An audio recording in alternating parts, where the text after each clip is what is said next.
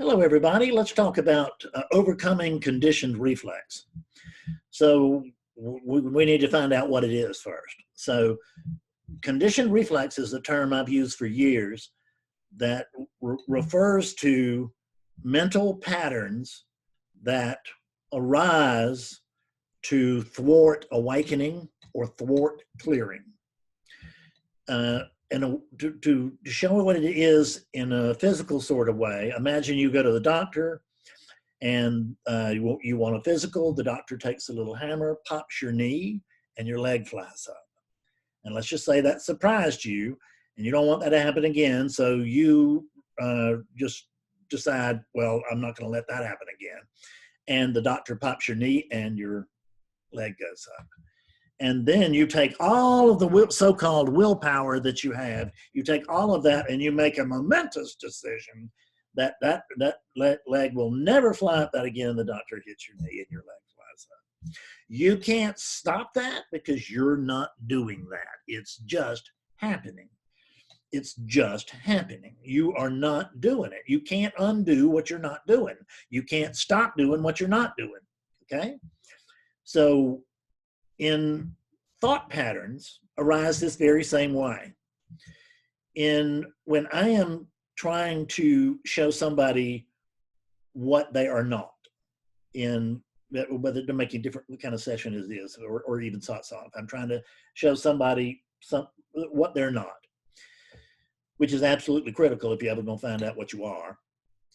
So I take my hand and I push the big red button that you can't see, but I can, that's on top of your head. And I push that button down, and then that button just shoots out, there's no Fred. And the instant that button is pushed, up from this over here, a conditioned thought pattern arises that says, oh, yes, there is, right? So I press it again. There's no Bob. I don't think I get that. There's no Bob. I kind of get this intellectually, but there's no Bob. I feel like I'm really close. This is what happens, and it'll go on and on and on and on because it can't not. It's a pattern, and patterns don't make decisions. Patterns just happen. This whole human being is a meta pattern. I mean, there's all kinds of patterns going on under here, everything from your circulatory system to amoeba, right, whatever. I can't think of the word. Anyway, the little critters that are inside of you. So the bacteria, that kind of thing. So this conditioned reflex arises, and it will arise, and it does it when I'm trying to wake you up. It goes when I'm trying to show you something new. And this is not just me. I mean, it arises. It's what's happening in every teaching, everybody's teaching. This is the issue, really, is that conditioned reflex comes up. It's a protective reflex there that's really the design behind it, so to speak, if there is one, is simply to protect ego from awakeness. It's to keep awakeness from telling itself the truth. It's to keep awakeness in denial, because fundamentally that's what, quote, not being awake is. You can't really do that, but it can feel like you're not awake. But it feels like you're not awake, but you're not, actually. You are awakeness. You're awakeness. So that NESS is you mean that is you are the capacity by which attention rises and operates. Attention is sort of like your looking tool, and it's always looking out here. Well, now we're using our attention to look for a Fred or a Bob or a Mary. These thought processes, when they arise and they say, there's no Bob, I beg to differ. Now, it just so happens that human beings, when awakeness is operating through human conditioning, then these human beings are set up to believe thought. They're hardwired to believe thought. This scam won't work unless you're believing thought. You can't believe in separation unless you're believing in thought. The first believed thought is what? Every single time for everybody across the world, the first believed thought is, I'm a Fred or a Bob or a Mary. And as soon as that belief has been taken home, then you are down the rabbit hole. And you are down the rabbit hole, and the second one arises, which is there's something wrong here, and then on and on and on. This whole thing is automated, and so are the mental reflexes. Think about these thoughts. I'm trying to show somebody what they're not, because they will have, by this point, and you can just imagine it if you can't see it, just imagine that you have come to see that there's no personal you, that there's no personal entity, but there is still going to be an experience of a personal entity. In other words, meaning that there's no Fred, there's no Fred, there's no Fred. Trust me, there's just no Fred anywhere, any kind, anyhow. But I noticed that there is still a story of Fredness appearing, right? It's continued. The story of Fredness has continued. The difference is that story of Fredness is no longer believed. It's no longer paid attention to very much. And as a result of that, there's not a lot of suffering. There's also not a really high peak, right? Although this unit's very enthusiastic and gets what, I mean, God Almighty, if I'm not having high peaks, and I know I'm not, but I don't need to have those high peaks, because that would have to be just mania, right? And like hypomania or manic depression mania, like just way off the charts. So it's a good thing that I don't have those kind of highs, and I don't have those kind of lows. When I say I of course am speaking as awakeness to awakeness, but I'm speaking through this conditioning, and the next thing that hits is I hit that conditioning, and I'm also speaking through that conditioning. This is why the words cannot tell us the truth, because everything that comes out of this mouth is going to be the truth plus the Fred spin. And the next thing it hits is you. So now it's going to be the truth plus the Fred spin hits the Bob conditioning, and now it's the truth plus the Bob and Fred spins, and I'm getting maybe 60% of the truth. You cannot tell the truth. We want to, and we try to, and we get very truthy and very truth-like, but we never get truthful. So that's why we point. That's really all we can do, is point. But the problem is that most pointers are pointing in the wrong direction. That's the truth, I swear to God. Almost every non-dual pointer that you're hearing, it's actually it's not pointing in the wrong direction, but it will be interpreted in a way that it is pointing in the wrong direction. And instead of clearing you, it is confusing you until it doesn't. It's just that simple. And you can't stop that because you're not doing it. So human beings are hooked up to believe thought, and that is your fate. That is the fate of the unconscious world. That is the fate of the automated world. There's one thing happening, just one thing happening, and it's all automated. This is not action. This body, it feels like my action, but there's no one here to make the decision to wave its arms. It's just happening. It's part of this happening.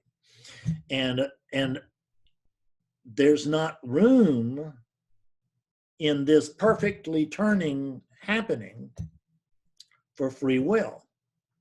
So any idea that I don't have free will until I wake up, that ain't right either. There's no free will. There's nobody driving this bus in the dream or outside of the dream. There's no one driving the bus. There's no one there, okay? We are on our own, which is just fine, because we are the only thing that there is, so we don't need any outside help, because there can't be any outside help, because that's the nature of oneness.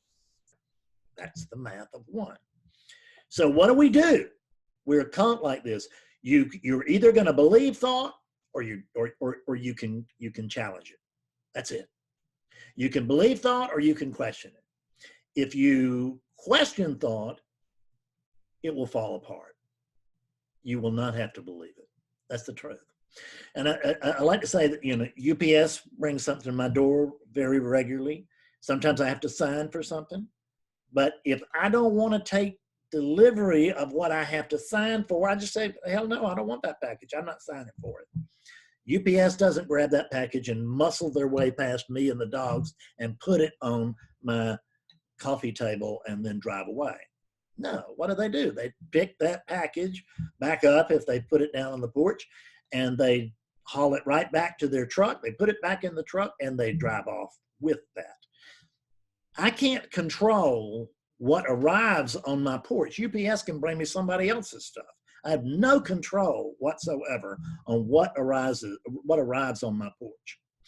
What I have, quote, control over, and this we're just languaging here, please don't try to dissect this. You're not going to understand it. That's your problem right now, is that the attempt to understand this, that's primary reflexive conditioning, is that I'm going to understand what he's talking about. No, you're not. You're going to get it or you're not going to get it. You're going to grok it or you're not going to grok it. But the one who's going to grok it or not grok it is not a Bob or a Fred or a Mary. It's awakeness itself.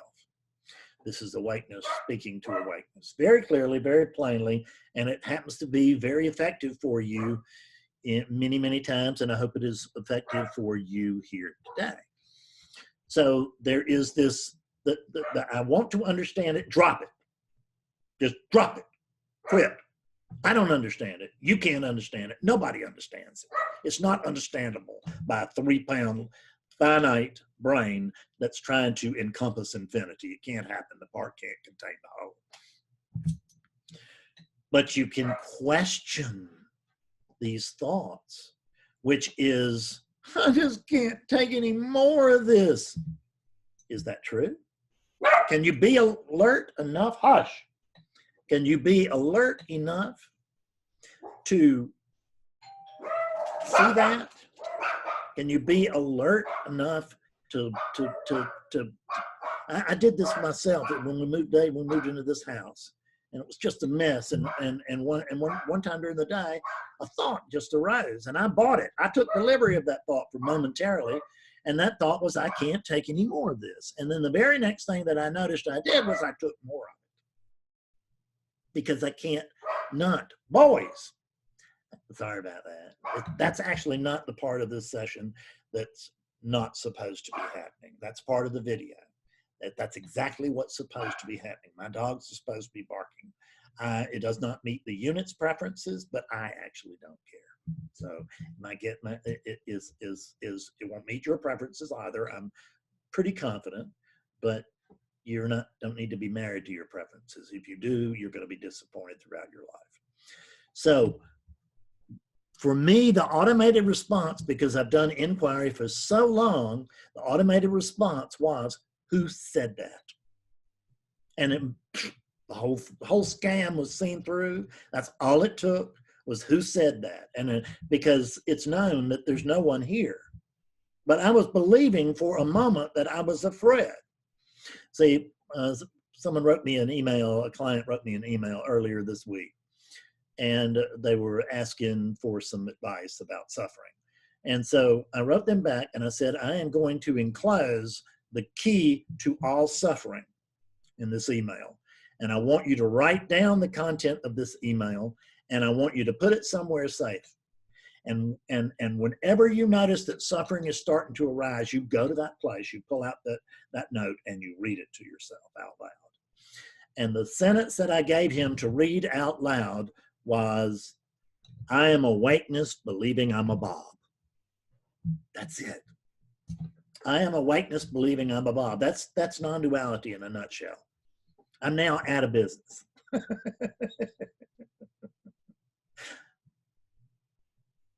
Your awakeness. But these thoughts that keep popping up keep you from seeing it. But let's notice something. There's no Fred, there's no Bob, We've had videos that have gone into all that. There's no Fred, there's no Bob. So let's just notice that these arising thoughts are not yours. You don't own them. They're just arising. Thoughts arise. That's what happens. Thoughts arise. There's no why, there's no how, there's none of that. Thoughts arise. That's what is. And there's no how and why and all that to what is. What is, and that's it. It just is. Thoughts arise. Now, the first thing that because we're awakeness thinking we're a Bob, is we say, oh, that's my thought. And I grab hold of that.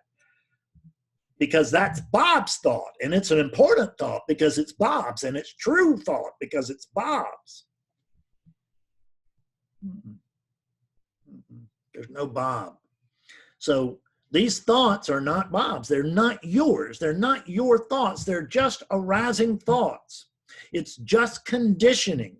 And the conditioning arises to meet new circumstances. And the circumstance was that it felt like I just was going crazy with all these movers and all this construction going on and everything. So that the unit went into unit. I went into unit overwhelmed very briefly and said, I can't take any more of this. Who said it? Nobody. Nobody said it. It's just conditioning arising to meet circumstance, which creates the new conditioning. And the response of that new conditioning is that it was seen through. And I couldn't believe I'd even believed that thought. I was, you know, I'm not any better than you are. I think I should be clearer than I am too. I don't really, but I sort of do. The only thing is I can't imagine being clearer than this. If I could, I would be. So, questioning your thoughts. Who said that? When the questioner's statement comes, who said it? Can you find an owner to it? Take your attention and turn it backwards. Go into the darkness of that where you think your head is.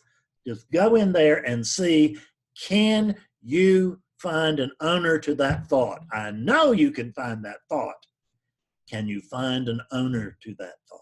And the answer is, find out for yourself. But for me, the answer is no. I can't find an owner to it. It's just an arising thought. If I believe it, I suffer. If I don't, I won't. How about that for simplicity? The difference between when there is suffering and when you feel like you're suffering, and the difference when you feel like you're clear and everything is good, is that in one instance you're believing thought, that's when you're suffering. One instance you're not. It's just that simple. There's non-duality in a nutshell. This video is running me out of business because it's telling you the simple truth in a simple way. And I know that you brainiacs would rather have it in a very complicated way, in a very lengthy way, and I should have on either robes or, you know, like a graduation hat, whatever the hell they call them. But but you just get this. You get what you see is what you get. And the truth that I tell you is as close to the truth as this unit can get. And I want to tell you that what I've shared with you in this video is about as close as any unit can get. The truth is here. Listen to the video. Listen to the video. Repetition's the mother of clarity. Let it work itself down. Let it work itself down. Good luck. See you later. Bye-bye.